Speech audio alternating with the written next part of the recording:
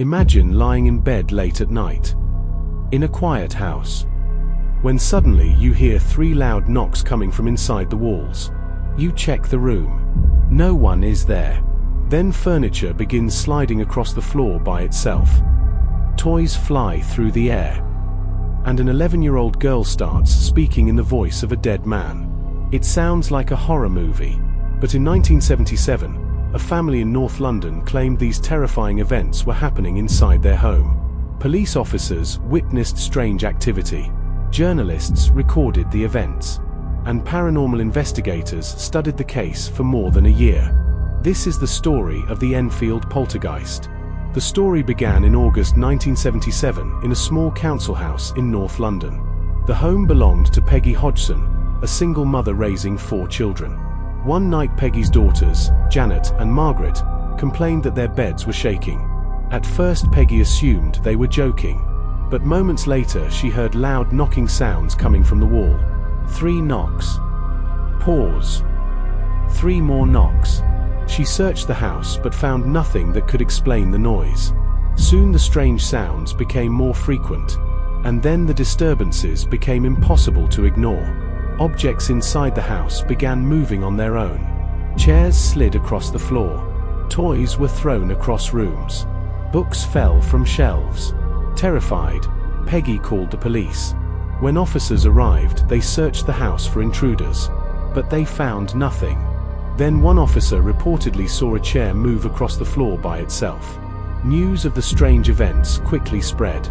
Soon journalists and paranormal investigators began visiting the house to witness the mystery for themselves. Much of the activity seemed to focus on one person, 11-year-old Janet Hodgson. Witnesses claimed her bed sometimes shook violently during the night. In some photographs, she even appears to be rising several feet above the bed. Supporters of the paranormal explanation believe these images show levitation, but skeptics argue she was simply jumping. However, the strangest part of the case involved Janet's voice. During some incidents, Janet suddenly began speaking in a deep, rough voice that sounded nothing like her own. The voice claimed to belong to a man named Bill Wilkins. It said he had once lived in the house and had died there years earlier. Investigators recorded many conversations with the strange voice.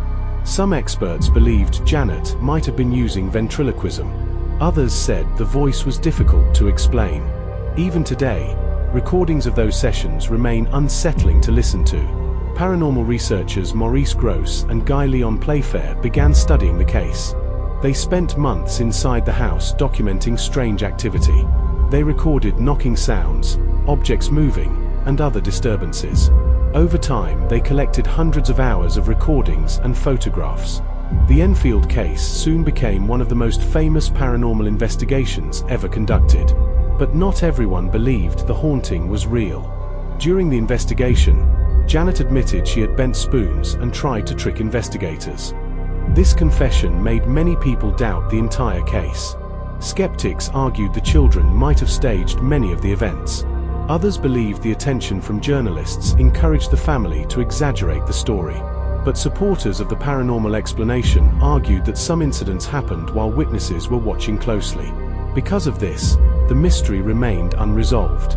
After more than a year of disturbances, the strange activity slowly stopped.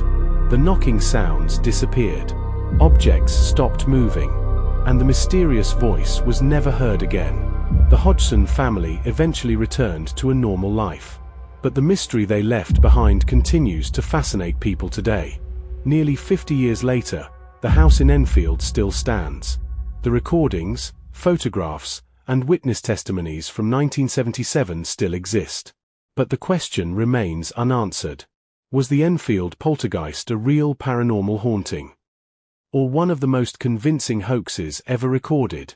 What do you think? Let me know your theory in the comments. And if you enjoy mysteries and unexplained stories, subscribe for more.